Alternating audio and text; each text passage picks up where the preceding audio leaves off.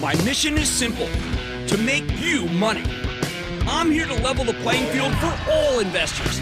There's always a bull market somewhere, and I promise to help you find it. Mad Money starts now. Hey, I'm Cramer. Welcome to Mad Money. Welcome to Cramerica. I'll be one to make friends, just trying to make you some money. My job is not just to entertain you, but to educate and teach you. So call me at 1-800-743-CNBC or tweet me at Jim Cramer. After a day where the Dow slipped 201 points, S&P declined 0.21%, Nasdaq advanced 0.51%, we've officially entered the two markets phase. We've got the real market, filled with actual companies trying to hit their estimates. And then we've got the dream market, filled with startups that are desperately trying to become part of the alternative fuel food chain. The real market feels like it's running out of steam after a spectacular run from the March lows. Tech, aerospace, industrials, banks, retail, even oil and gas. They've all had their day in the sun. Not much momentum there now. But then there's the dream market, which has incredible momentum, even as it's already ridiculously overheated, frothy, and I got to tell you, downright dangerous. I'm talking about the market for alternative fuels to power cars and trucks. And if you don't mind a little danger, maybe make some money. All right. Consider, if you will, a non-startup called Plug Power. We've had them on, the hydrogen fuel cell play with a stock that's up more than 1,000% for the year and a nearly $16 billion market cap. Plug Power soared 10% today. Or how about Ballard Power Systems, another hydrogen name that's up more than 200% for the year, tacked on an additional 9% today. Oh, let's not forget about Bloom Energy, same deal, a little more speculative. Stock's up more than 300% for 2020, including a 10% move today. Oh, then there are these self-driving accoutrement plays. Think Luminar Technologies, which makes laser-based sensors for autonomous driving. Things up 266% in just over a month, a nice 6% jump today. Their competitor, Velodyne LiDAR, has rallied 72% for the same period, 11% move today. How about MP Materials? Remember we had them on last week, a rare earth minerals company with an American hammerlock on magnets for electric engines, not batteries. The darn thing's more than doubled in the last month with a nearly 10% gain today. Now, let's not forget about the electric charging station stories. Blink Charging Company seen its stock surge, I don't know, what, 2,500% this year? Paul voted nearly 30% today after Congress passed an alternative fuel tax credit. Ooh, why not? Or how about Switchback Energy, a SPAC, a special purpose acquisition company that's getting ready to merge with ChargePoint, another charging station play. 6 weeks ago, Switchback was at 17. Now 45. Easy come, easy go. Then there's the Mac Daddy of the electric vehicle space, Cramer fave QuantumScape, the company that's developing a lighter, faster charging battery. They say it's already better than Tesla's. That stock surged from $10 to $130 in a matter of 7 months. Huge chunk of that coming from today's explosive 39% run. Oh, why not? QuantumScape now has an astronomical $46 billion valuation, which will seem cheap when I guess it goes to $65 billion. I don't know, 2 weeks from now. I don't know. Look, I could go on and on. These are a lot of names, but you get the picture. So what's driving these moves? Three things. First, many of these alternative energy adjacent companies have novel technologies that used to be too expensive. But thanks to new innovation, economies of scale, and the falling price of renewable electricity, they've been able to become real businesses. Second, America is about to have a new president, and you have to expect the Biden administration to be a lot more friendly to green energy. There's a reason the solar stocks have been roaring, too. Third, Tesla. That's right, the Tesla factor. This is the ultimate dream come true company with a stock that's giving you some stunning gains. I see Tesla as a tech company that happens to make electric vehicles and solar panels. It's now worth more than $600 billion. Others dismiss it as an overvalued automaker, but it doesn't matter how they see it.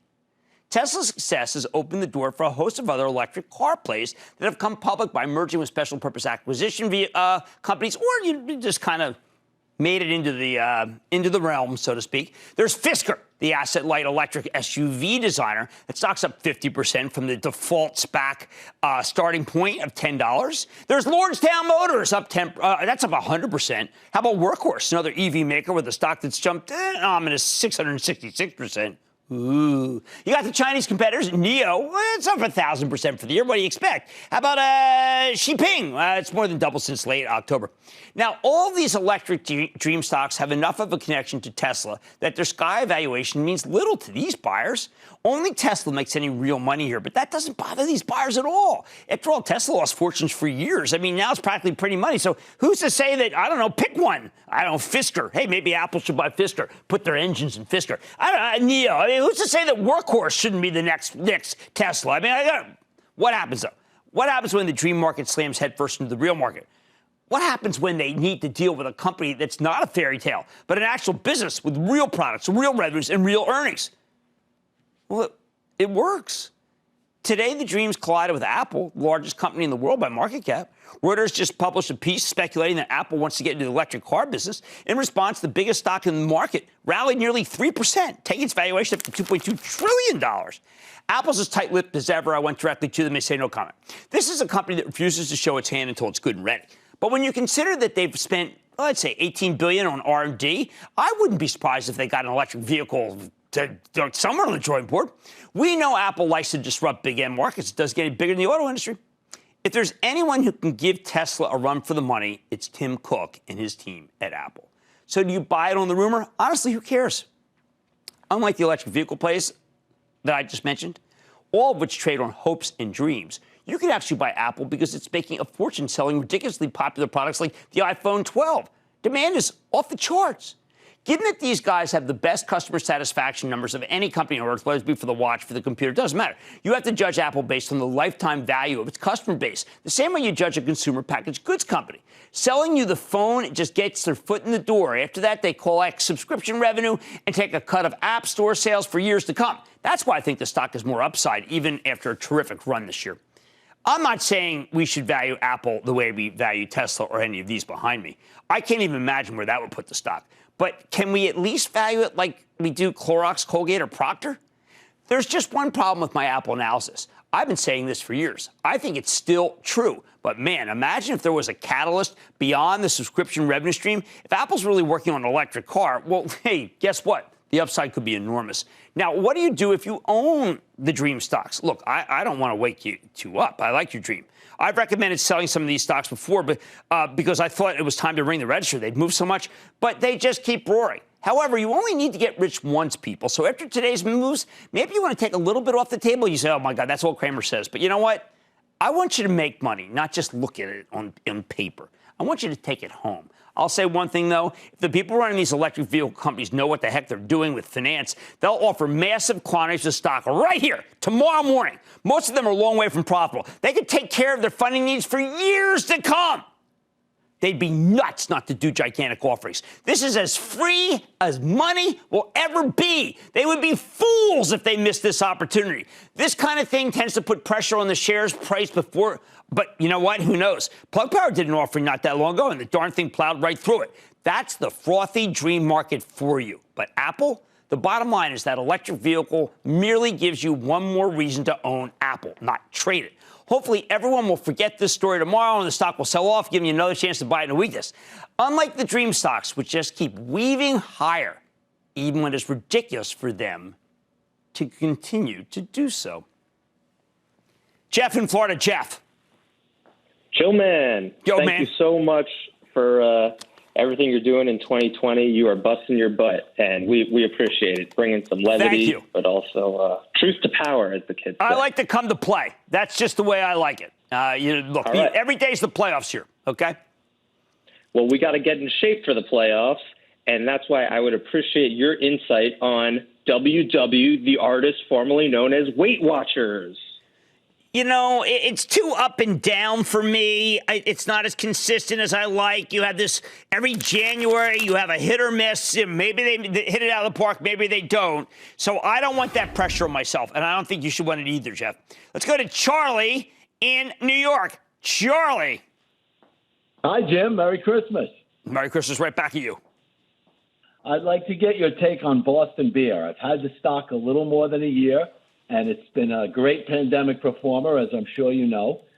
Should I call it quits and leave my money on the bar, or should I stick around for more? There are a lot of companies that are coming in aggressively against them in this market. I think they will continue to be the predominant. I'm talking about the hard seltzer market. I think they'll continue to be the predominant one, though, and I think it goes higher still. Jay in California. Jay. Hi, Jim. How are you? I am good. How about you, Jay? I'm good. I'm a dermatologist from Irvine, California. I'd like to wish a happy birthday to my friend, Dr. Richard Lee. 13 years ago, I gave him 2 of your books for his birthday. I hope he still has them. Richard, Doc, happy birthday to you. 3 weeks ago, I was watching the stock ticker on Squawk of the Street, And I noticed that Splunk was tanking 45 points or 23% in the pre-market. Apparently, they missed on earnings the night before.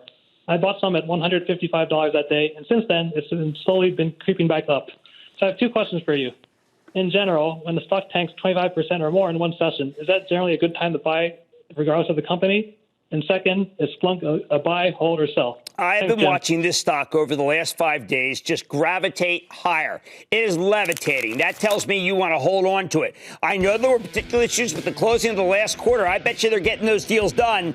And I think that Doug Mert is here to stay. The quarter, I know that they're up against Snowflake. That is always a problem. Snowflake is king.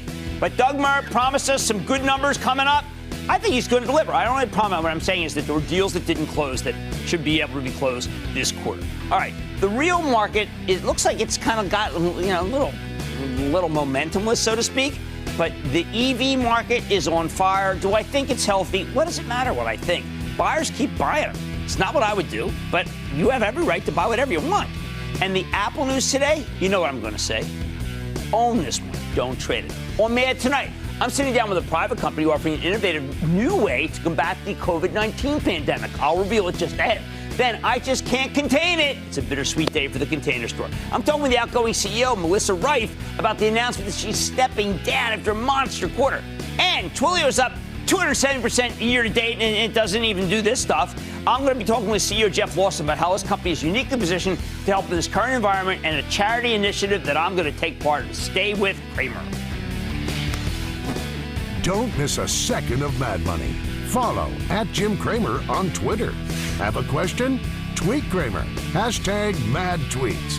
Send Jim an email to madmoney@cnbc.com or give us a call at 1-800-743-CNBC. Miss something?